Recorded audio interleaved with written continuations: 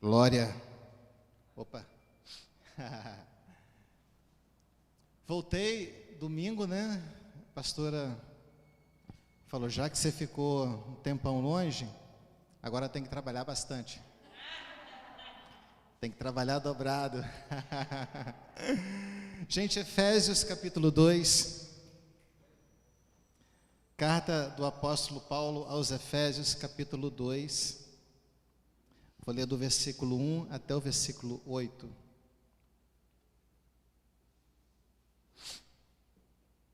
Glória a Deus.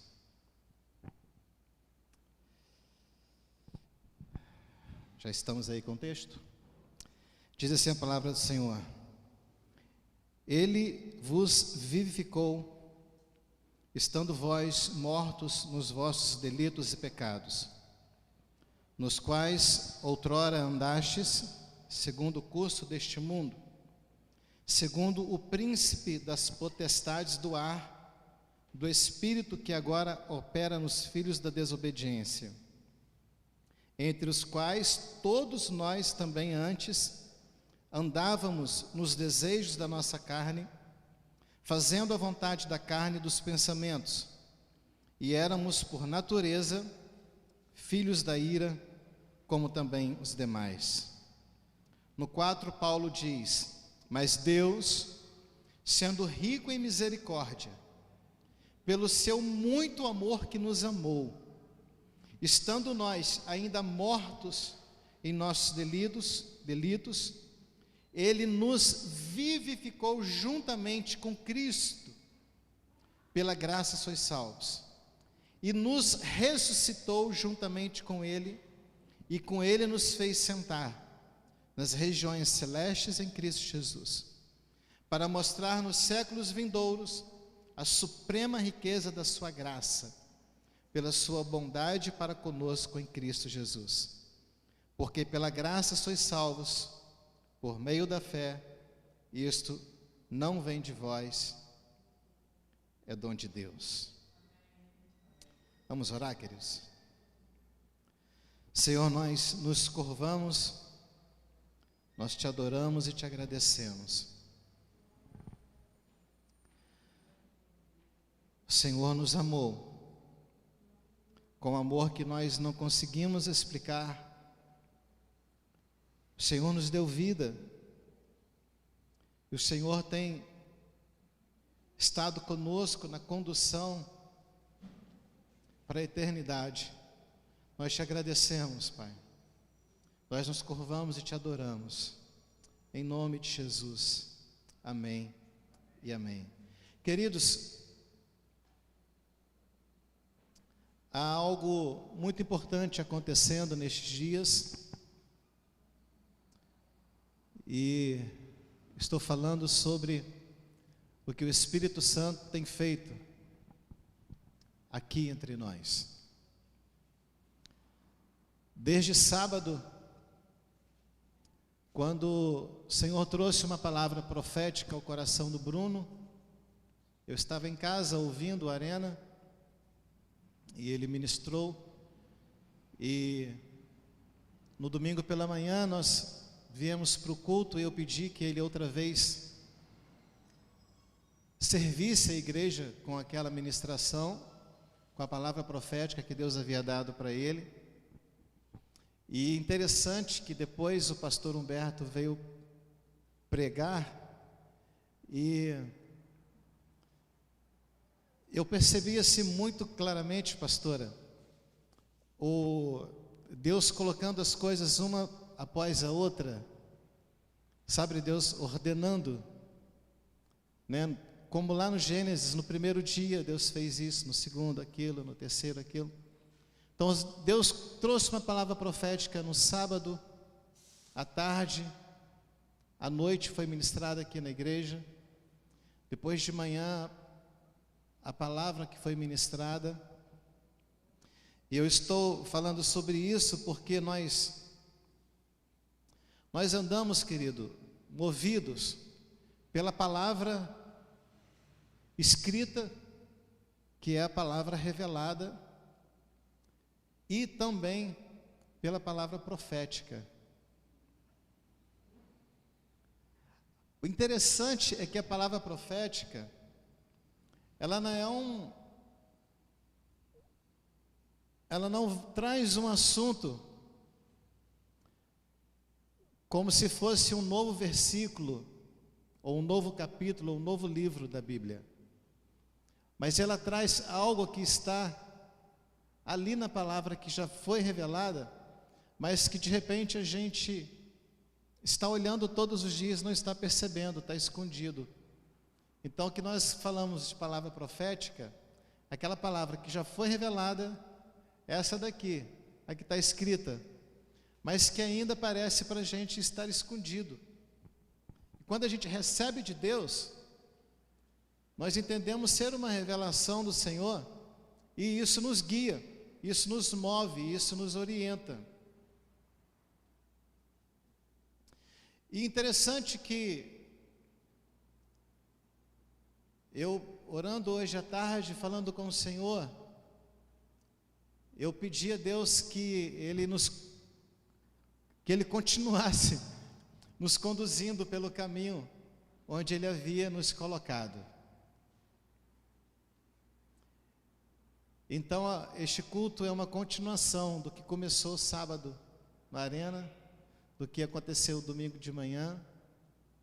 Talvez aqueles que não estiveram aqui no culto, que não assistiram online, ainda não estão entendendo do que eu estou falando. Está salvo lá no YouTube. Entra lá no link depois, assiste o que aconteceu no sábado, assiste o que aconteceu no domingo. Mas eu tenho certeza que o que será ministrado ao seu coração nesta noite aqui não será uma revelação total, mas será um complemento do que veio acontecendo. Eu acredito que não vai terminar hoje, vai continuar ainda por um longo tempo. Eu estou falando de vida. A palavra profética que Deus trouxe ao coração do Bruno é que enquanto ele orava pelos jovens aqui da igreja, o Senhor mostrou para ele um rio que fluía daqui do altar. E alguns jovens estavam adorando e outros não estavam se importando com o que estava acontecendo. Aqueles que estavam adorando criavam cor, e os outros continuavam sem cor. E no domingo pela manhã,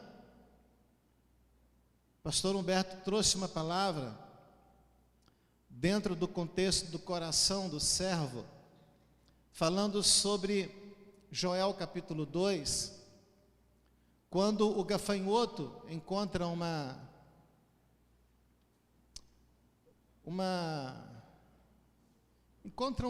lugar muito bonito, um jardim, um lugar de plantações lindas, né, de pastos verdejantes. E aí o texto diz que diante dele tem pastos verdejantes, um lugar lindo, maravilhoso, um paraíso. Atrás dele, desolação, destruição, deserto. Porque o gafanhoto passou e destruiu tudo, acabou com tudo.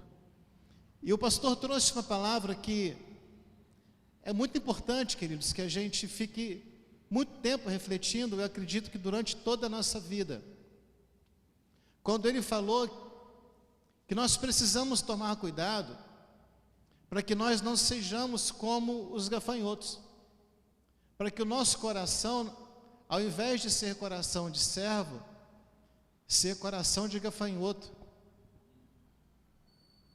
E o que isso significa? Significa que por onde você passar, só vai acontecer coisa ruim. O sangue de Jesus tem poder. O sangue de Jesus tem poder. Isso não é para nós, queridos. Isso não é para mim, não é para minha família, isso não é para você. O coração que Deus nos deu, e você precisa ministrar isso sobre sua vida e sobre sua casa todo dia, não é o coração de gafanhoto. Mas se a gente não tomar cuidado, a gente faz coisas de gafanhoto, a gente destrói tudo. Já viu histórias de pessoas que tinham uma vida muito legal, tinham sonhos, tinham planos, e que de repente essa pessoa se casa, e aí a vida dela virou uma desgraça, porque ela se casou com um gafanhoto. Pelo contrário, tem gente que a vida é uma vida mais ou menos, aí de repente casa, e a vida dela, uau, cria uma outra dimensão, vai para um outro nível, porque ela se casou com alguém que tem coração de servo,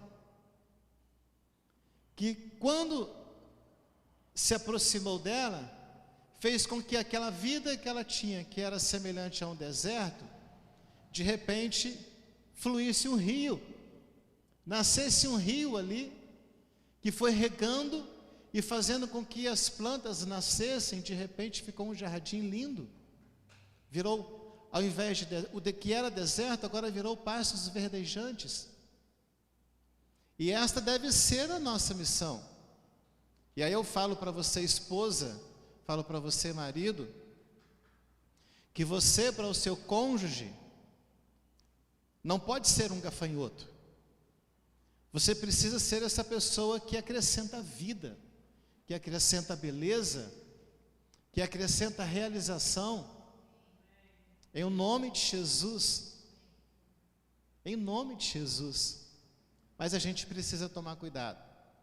E é interessante que, se a gente sair desse conceito familiar, a gente pode colocar isso em qualquer setor da sociedade.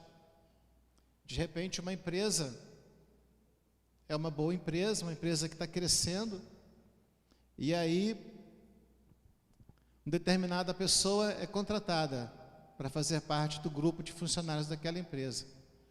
E quando aquela pessoa entra ali, a empresa despenca. Por quê? Contrataram um gafanhoto. Por onde ele passa, ele destrói tudo. Misericórdia. O sangue de Jesus tem poder. Sabe, isso acontece numa cidade, no país. A gente tem muita responsabilidade. Eu entendo que é difícil, queridos. Escolher um candidato político para votar é difícil demais. Eu fico desesperado. Confesso para vocês. Sabe por quê? Porque eu olho para Deus assim, seria tão bom se o Senhor falasse para mim, vota nesse daqui que eu vou usá-lo. Mas Deus não fala. Dá uma sensação de que Deus assim deixa para a gente escolher, escolhe vocês aí. E aí quando a gente escolhe um gafanhoto para ser prefeito, John do céu, o que acontece com o nosso município? O gafanhoto come tudo. Eu não quero fazer juízo de direito aqui, mas parece que nós elegemos um governador na última eleição, que a gente achava, e eu me coloco nesse grupo, daqueles que achavam que ele tinha um coração de servo. Ele vai entrar aí, a gente está tão mal historicamente, com a nossa política aqui, é governador preso, é escândalo, é corrupção, e aí, de repente aparece um cara, a gente olha para ele, pô, esse cara aí vai dar certo. Quando ele passa, qual é o rastro que ele deixa? De corrupção, de destruição. E cada vez que ele abre a boca, você vê assim, quanta coisa podre saindo. Então, como nós nos enganamos facilmente nesse quesito, e eu estou contando isso para a gente entender como que é importante a ação do ser humano, seja em qualquer setor da sociedade. Eu citei a família, citei uma empresa, citei a política. Se a gente tem uma pessoa em qualquer lugar, que ao invés de ter coração de servo, ela tem coração de gafanhoto, aquela pessoa só vai trazer ruína para aquele espaço que ela está ocupando e para o que está à sua volta. E aí, se a gente olhar para dentro da igreja, não vou contextualizar apenas a nossa igreja local, mas a igreja evangélica no geral.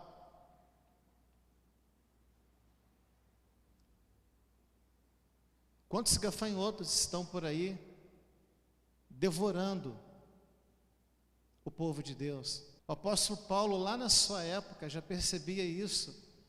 E Paulo tinha uma autoridade impressionante, que ele se levantava como uma voz ativa. E ele dizia: existem no meio de vocês falsos profetas. Eles são profetas, mas eles são falsos. Eles são mestres, mas eles são falsos. E Paulo falou: eles são ladrões. Eles estão infiltrados no meio de vocês, mas eles são lobos devoradores. Interessante que isso já vem acompanhando a história da igreja desde quando a igreja começou a ser igreja. Porque Paulo está no comecinho da igreja, lá no nascimento de tudo. E lá já havia tudo isso que a gente está vendo hoje.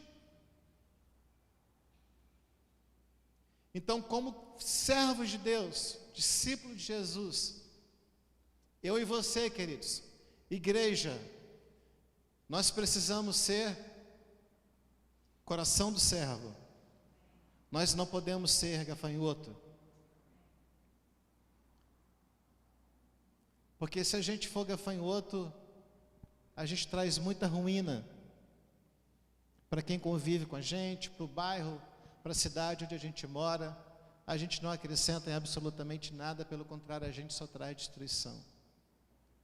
E aí eu quero contar para vocês uma história curtinha, de 1904, 1905, de um homem chamado Evan Roberts. Um jovem que, quando tinha 13 anos de idade, começou a orar ao Senhor e a clamar a Deus pelo avivamento. E ele olhava para o seu redor, e ele não clamava apenas pelo avivamento na cidade onde ele morava, que era uma cidade pequenininha, mas ele clamava pelo avivamento no seu país. Ele queria um avivamento de nível nacional. E ele estava no país de Gales.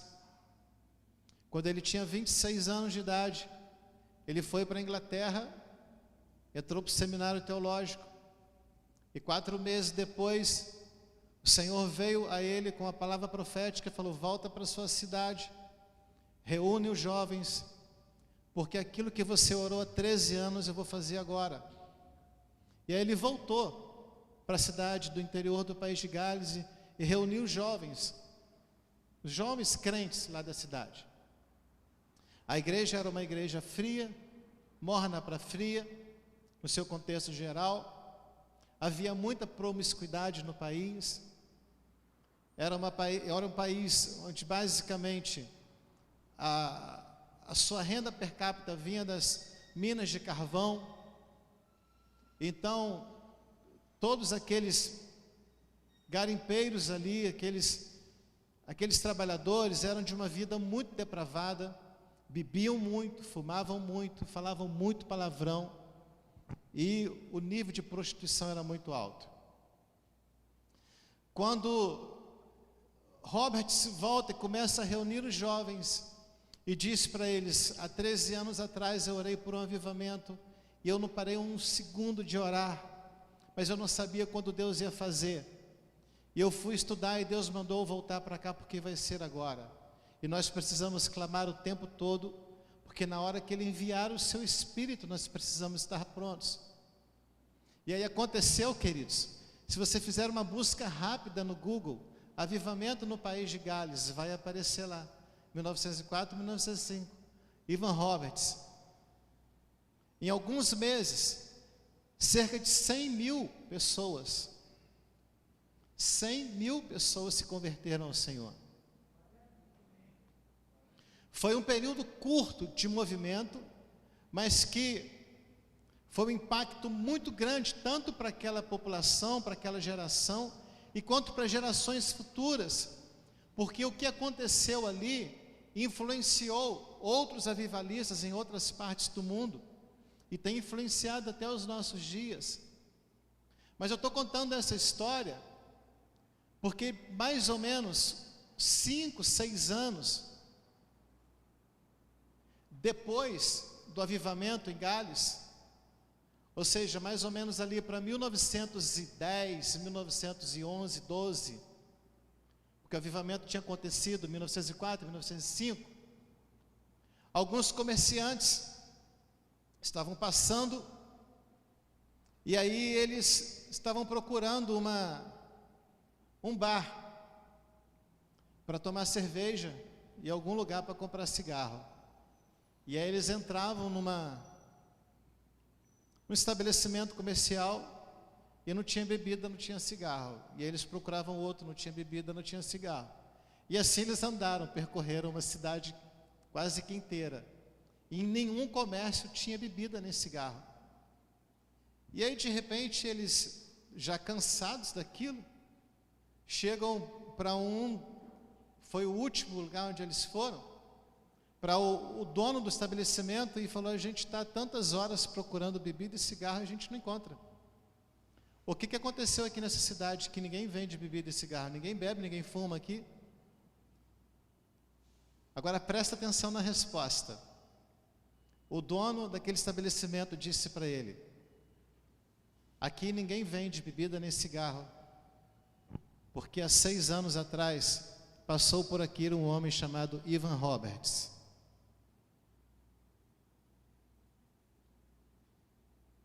Só disse isso, é o que a história deixou escrito para a gente.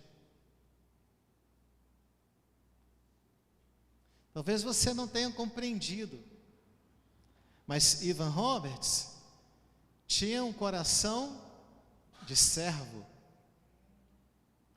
Ele chegou num país que, olhando para a questão espiritual, era um deserto, era um país de promiscuidade, só de coisas ruins, só de destruição. Quando ali ele é usado como instrumento de Deus para avivamento, para conversão, para transformação de pessoas, o que acontece ali muda completamente a maneira daquelas pessoas viverem. Não foi nenhuma imposição, foi pelo Espírito Santo que aconteceu aquilo ali. Então o que Deus está fazendo aqui é o que o pastor Humberto pregou domingo de manhã, é o que Deus ministrou o coração do Bruno. Flui um rio do altar, ou seja, do lugar onde Deus está.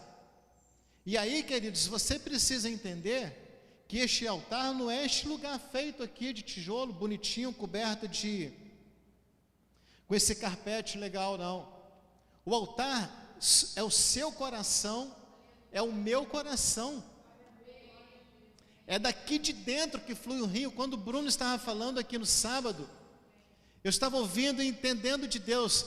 Ele ministrava sobre esse altar, mas o Espírito Santo falava comigo assim: a igreja precisa entender que o altar não é aquele espaço ali, mas é o coração de cada um, porque quando o culto termina, a gente sai daqui, cada um vai para a sua casa, no outro dia a gente vai estudar, a gente vai trabalhar, e este espaço continua aqui.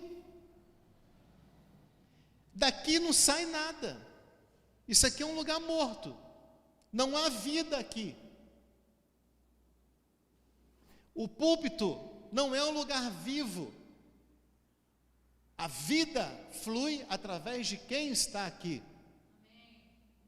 E isso é que a gente precisa entender, porque quando eu entendo que o altar, de onde nasce o rio, que traz cor, que traz vida às pessoas, é o meu coração, aí eu descubro que este rio ele tem que fluir lá dentro da minha casa, ele tem que fluir lá na padaria quando eu vou comprar um pão, ele tem que fluir lá no mercado, ele tem que fluir aonde eu for. Gente, isso é uma situação assim, meu Deus, de responsabilidade. Que tamanho de responsabilidade Deus nos deu. O altar é o seu coração, e dele deve fluir um rio para trazer cura, para trazer vida. O altar é o seu coração, Agora, se você permitir que neste altar, ao invés de fluir um rio de vida, que é o rio que flui do Espírito de Deus, mas se desse altar estiver fluindo a ação de um gafanhoto, aonde você passar, as coisas vão ficar ruins. Ivan Roberts chegou a um país destruído pelo pecado. Mas como o coração dele era um altar, de onde fluía o rio de vida, houve transformação em Gales. Aleluia! Agora, quanto a essa história, quando eu leio isso, eu fico pensando assim, Deus,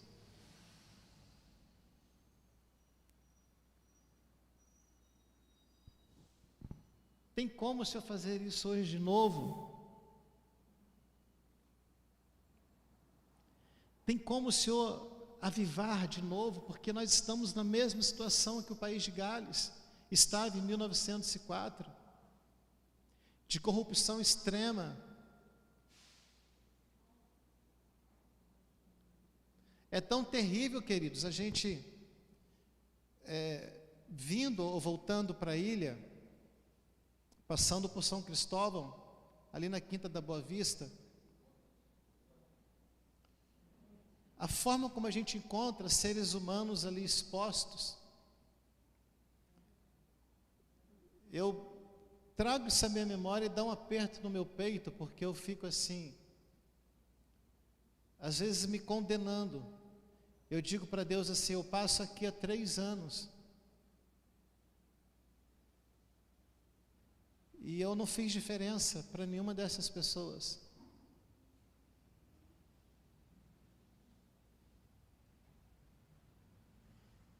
Me traz uma condenação, porque eu olho para dentro de mim e falo assim, se eu estivesse cheio do Espírito, eu iria passar aqui, alguma coisa ia acontecer, porque o Espírito faz o imprevisível. E de alguma maneira essas pessoas que estão aqui expostas, elas seriam transformadas pelo poder de Deus na minha vida, pelo rio que deve fluir do altar, que é o meu coração. Agora, se eu olhar para todos nós, queridos, como igreja, como é que a gente olha para a estatística, e a estatística mostra que a igreja evangélica cresceu absurdamente, desde os anos 2000 para cá, nunca houve na história um crescimento tão grande do número de evangélicos. E por que é que cresceu proporcionalmente a corrupção no nosso país? Do mesmo jeito que cresceu o número de evangélicos, cresceu também a corrupção, cresceu a violência. Eu acho interessante, é uma reflexão que eu não consigo chegar a uma conclusão. Quantos templos nós temos no Rio de Janeiro? Quantas denominações que a gente vai chamar de igreja? Quantas? A gente vai nos morros, aqui a Tijuca está cercada de morro. Se sobe ali no Morro do Macacos, por exemplo, quantas portas você vai ver com uma placa escrita assim, Igreja Evangélica tal, tal, tal?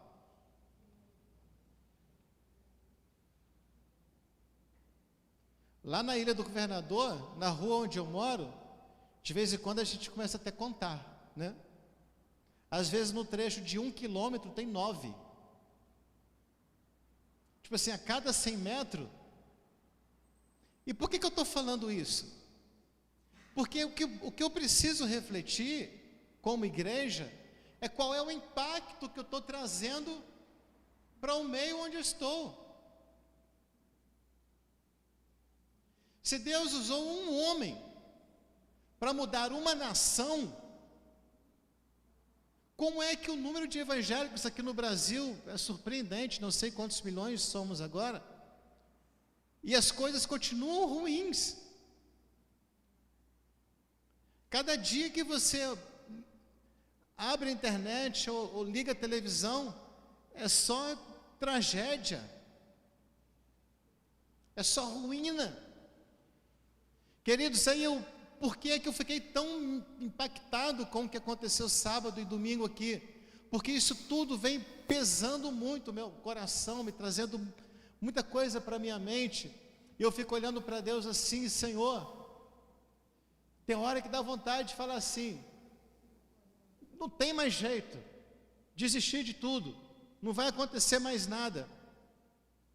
Mas aí de repente eu olho para a Bíblia, e aqui na Bíblia eu encontro um Deus vivo, se movimentando o tempo todo, em todo o período da história, trazendo vida. E quando aquilo foi ministrado aqui sobre o rio que flui do altar, e as pessoas que estão adorando ao Senhor começam a criar cor sobre o gafanhoto, que diante dele tem um jardim, pasto verdejante, mas atrás dele desolação, destruição, eu fiquei pensando: Deus, eu preciso ser esse altar, de onde flui o rio de vida. Mas o que é que está acontecendo comigo? O que é que está acontecendo com a igreja? Que parece que por onde eu estou passando, por onde a igreja está passando, as coisas estão piorando. Deus tenha misericórdia de nós. Nós estamos concluindo hoje, queridos, eu falei quando abri o culto, uma campanha do mês de junho que é restituição. E a Marcele perguntou para mim qual seria o tema para ela colocar na mensagem, e eu tinha pensado na restituição, como foi dito lá, mas não tinha um subtítulo, e aí eu pensei: é a restituição da vida.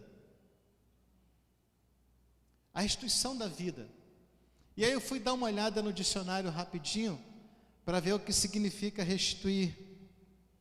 Restituição. O verbo restituir, ele significa fazer voltar, retornar, mandar de volta, efetuar a devolução do que fora perdido ou tomado. Restituir algo a alguém é quando aquele alguém perdeu alguma coisa ou alguma coisa foi tirada dela.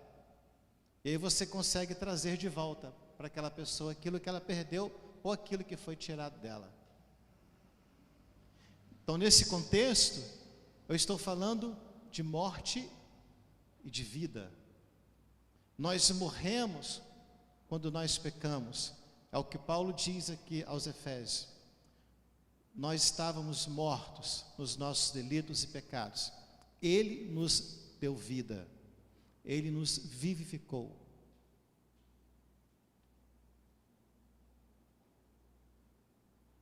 Então, se um dia eu tive vida plena, vida abundante em Cristo, eu pequei, eu perdi essa vida, porque eu morri.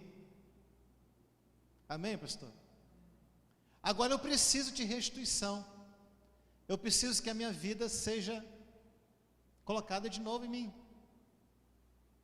É o que Paulo está dizendo aqui. E Jesus veio para fazer isso, para colocar vida de novo em nós, para nos fazer viver. Aí, queridos, eu quero concluir aqui com Ezequiel 37. Ezequiel 37 é um texto muito conhecido. Fala sobre a visão de um vale de ossos secos. E eu não vou falar muito sobre esse texto, mas vou apenas ler do versículo 1 até o versículo 14. Ezequiel diz o seguinte, Ezequiel 37: Veio sobre mim a mão do Senhor. Ele me levou pelo Espírito do Senhor e me deixou no meio de um vale que estava cheio de ossos. E me fez andar ao redor deles. Eram muito numerosos na superfície do vale e estavam sequíssimos. Então me perguntou: Filho do homem, acaso poderão viver esses ossos? E eu respondi: Senhor Deus, tu sabes. Disse-me ele: profetiza a estes ossos e diz-lhes: ossos secos, ouvi a palavra do Senhor. Assim diz o Senhor Deus a estes ossos: eis que farei entrar o Espírito em vós e vivereis. Restituição, queridos. Olha para o que está acontecendo aqui como restituição. Estes ossos eram ossos de alguém que um dia foi um corpo vivo, mas que morreu e agora são apenas ossos secos. E aí no 5 diz: assim diz o Senhor Deus a estes ossos. Aliás, no 4, disse-me ele: profetiza a estes ossos e diz-lhes: ossos secos, ouvi a palavra do Senhor. Assim diz o Senhor Deus a estes ossos: eis que farei entrar o Espírito em vós e vivereis. Restituirei a vida, porei tendões sobre vós, farei crescer carne sobre vós estenderei pele, e porei em vós o Espírito e vivereis, e sabereis que eu sou o Senhor. E aí Ezequiel diz no versículo 7: então profetizei segundo me for ordenado. E enquanto eu profetizava, agora você olha aqui para Ezequiel, querido, a partir do versículo 7, lembrando da palavra profética que nós recebemos aqui. Ezequiel agora está sendo um altar, de onde está fluindo um rio para trazer cor, para trazer vida para essas pessoas. 7, então profetizei segundo me for ordenado. E enquanto eu profetizava, ou seja, enquanto o rio fluía, houve um ruído, um barulho de ossos que batiam contra ossos e se ajuntavam cada um ao seu osso. Olhei, e eis que havia tendões sobre eles, e cresceram as carnes, e se estendeu a pele sobre eles, mas não havia neles espírito. Havia corpo, mas não havia espírito. Ou seja, agora havia corpo, mas não havia vida. Então ele me disse: profetiza ao Espírito, profetiza ao Filho do Homem, e diz-lhe: assim diz o Senhor Deus: vem dos 4 ventos, ó Espírito, e assopra sobre estes mortos. Para quê? Para que vivam. Então profetizei como ele me ordenara, e o Espírito entrou neles. É disso que nós estamos falando, gente. Este é o altar.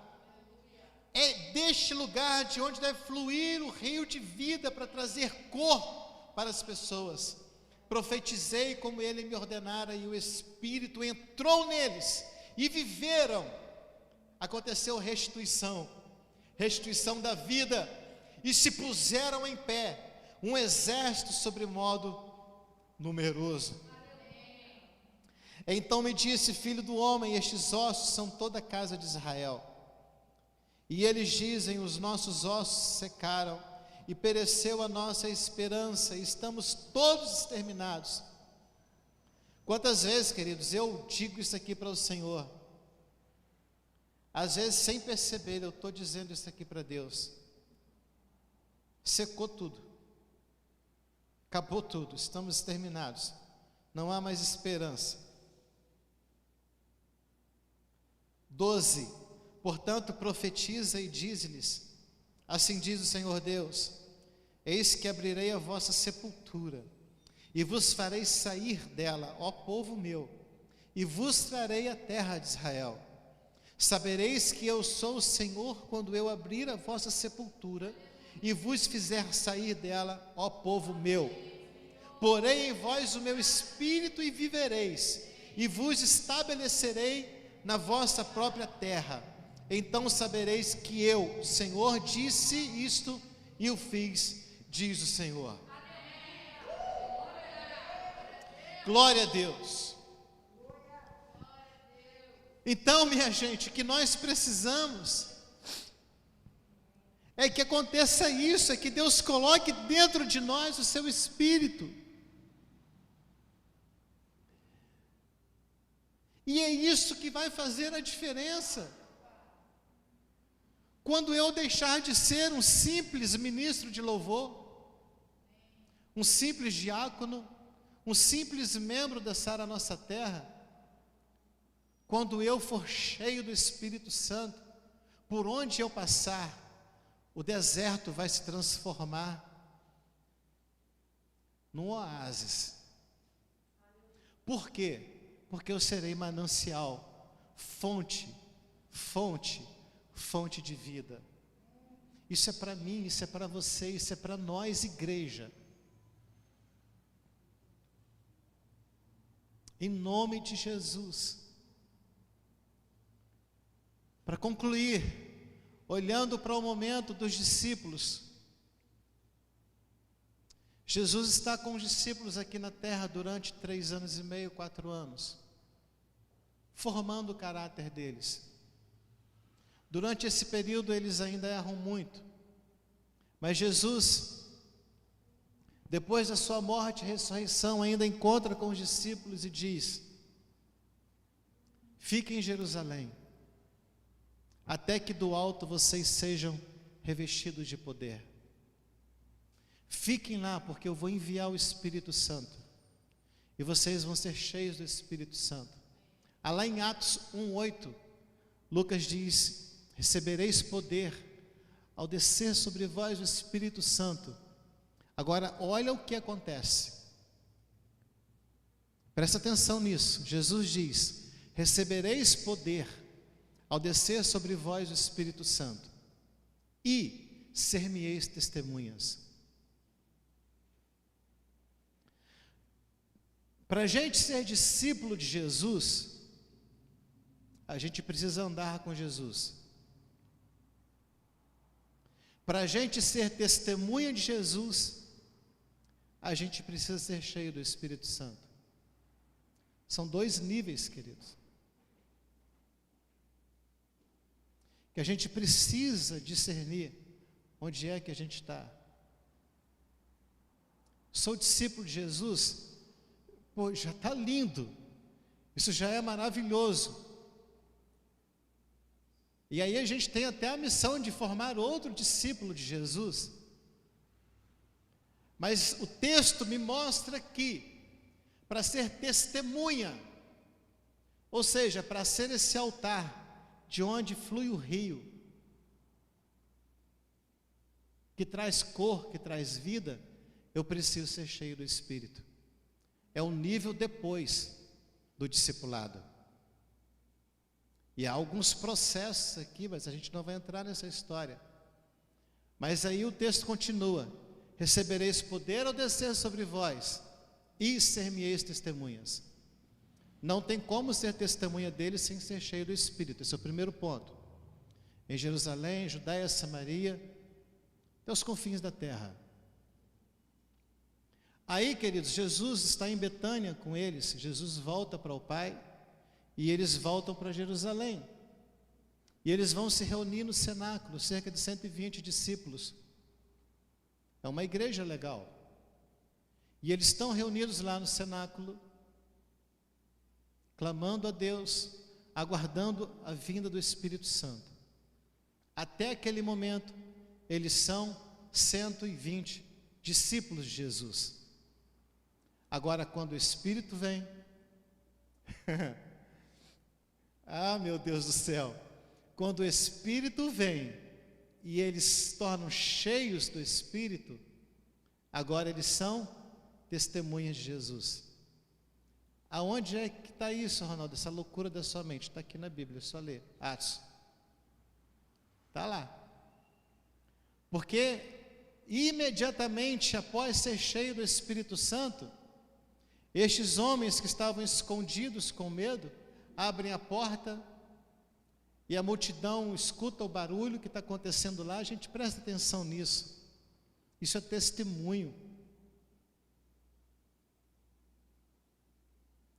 Eles não abriram as portas e disseram assim: ei, olhem para nós que nós estamos cheios do Espírito. Não, não foi isso. A multidão que estava em Jerusalém percebeu que aconteceu alguma coisa lá no cenáculo. Lembra do que Jesus falou? Recebereis poder ao descer sobre vós e sereis minhas testemunhas. Entende os dois níveis? Até aqui, vocês eram discípulos. A partir de agora, vocês serão testemunhas. Não vai ter jeito mais. Onde vocês estiverem, alguma coisa vai acontecer de sobrenatural.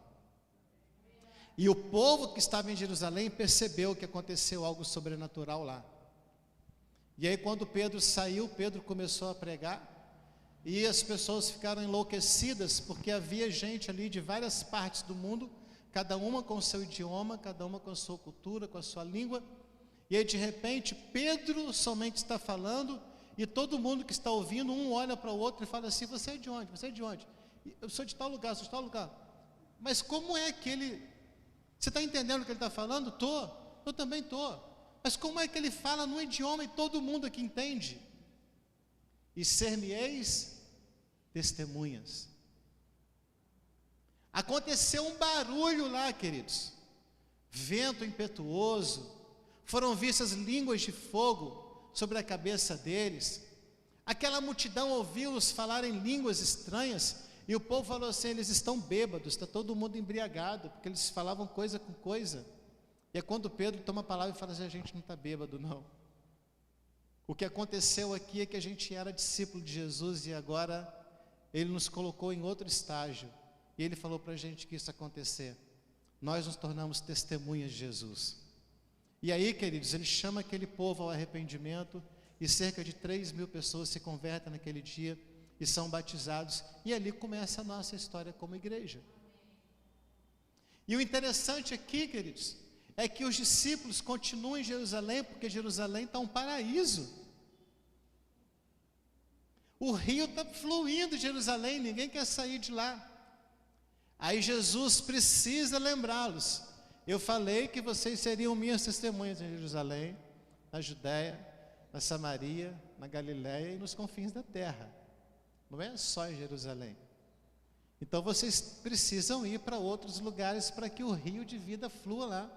Porque tem muita gente morta em outros lugares precisando tomar cor, precisando reviver, precisando de restituição.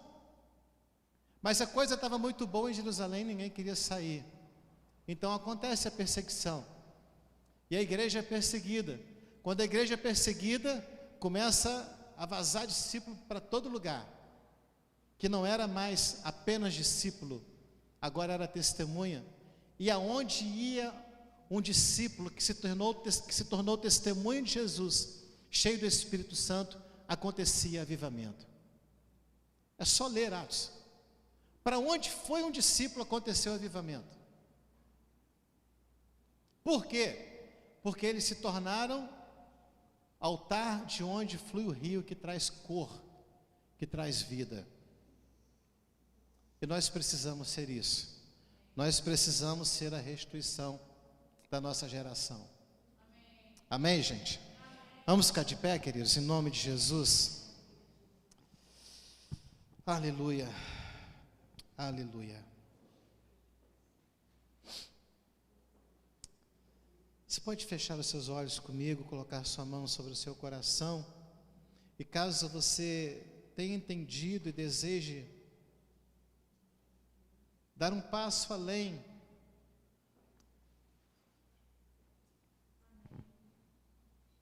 ser depois do discípulo, ser testemunha de Jesus, este é o momento de você falar isso para Deus e pedir para Ele te encher com o Espírito Santo. Oh Senhor, oh Senhor, vamos orar juntos, igreja, vamos clamar juntos ao Senhor, vamos todos nós clamar juntos, no lugar onde você está aí, faça sua oração ao Senhor.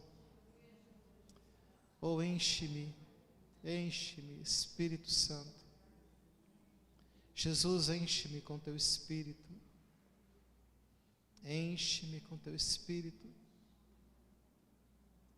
Enche-me com teu Espírito, enche-me. Oh, aleluia.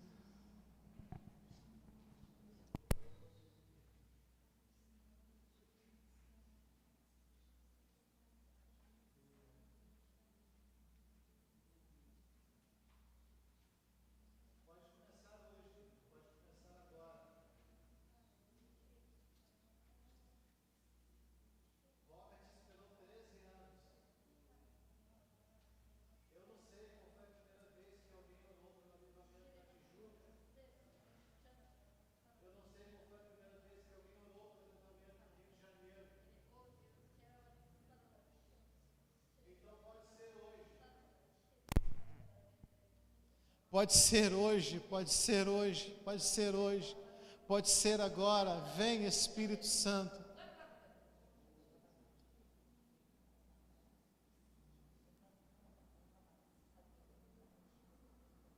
Oh, aleluia. Oh, aleluia. Deixa o mandarás querer mandar.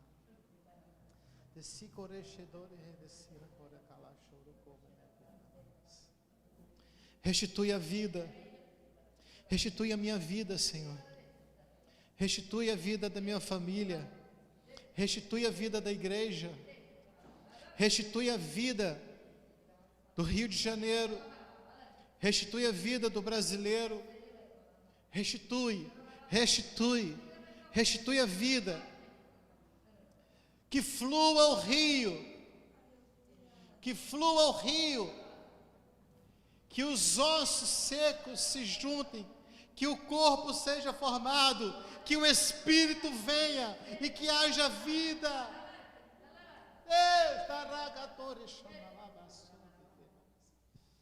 Que haja salvação, que haja transformação. Em nome de Jesus, em nome de Jesus. Em nome de Jesus. Oh, meu Deus. Oh, Senhor. Oh, Senhor. Oh, Senhor.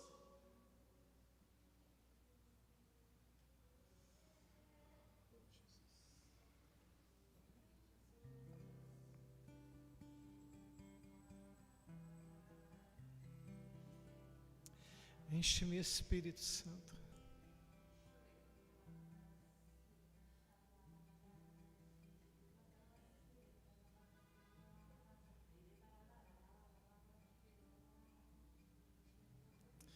Xarabassoria calaha, xoteterá labasso. Oh, subianaraderas. Que flua o rio, rio de vida. Flua, flua, flua, flua. Deus, sorotoricatalabas. Flua, flua o rio. Vida, vida, vida, vida. Oh, Jesus. Oh, Jesus. O Espírito de Deus está aqui, operando em nossos corações, trazendo sua vida e poder, ministrando sua graça e amor. Os feridos de alma são curados, os cativos e oprimidos livres são. Os enfermos e doentes são sarados, pois o Espírito de Deus está aqui. Pois o Espírito de Deus está aqui. Pois o Espírito de Deus está aqui. Pois o Espírito de Deus está aqui. Pai, eu quero contemplar sua glória e majestade. Pai, eu quero te adorar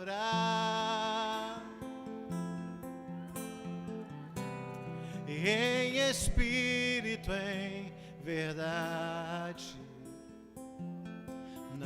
apenas no átrio ou santo lugar. Eu quero te entronizar entre os querubins.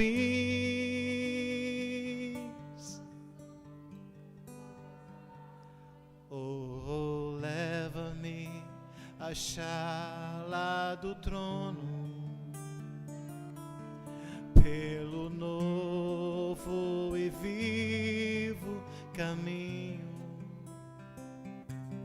pelo sangue de Jesus, o eterno e sumo sacerdote.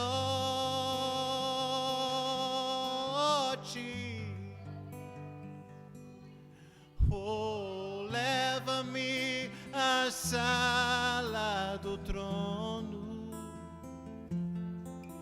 pra te adorar, Senhor. Leva-me, oh, leva-me à sala do trono pra te adorar, Senhor, pra te adorar, Senhor, pra te adorar, Senhor.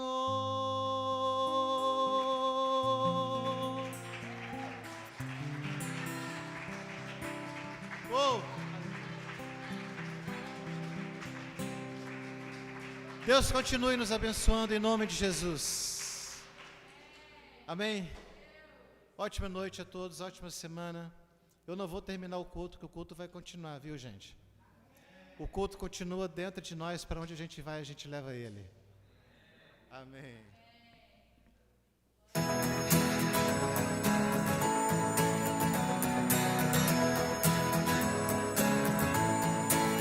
Entrega o teu caminho ao Senhor, confia nele, o mais ele fará. A provisão para quem busca o reino de Deus e a sua justiça, a salvação para quem clama. Eu sei que Deus dará abundante vida. Sua graça eu encontrei, o amor que me sustenta.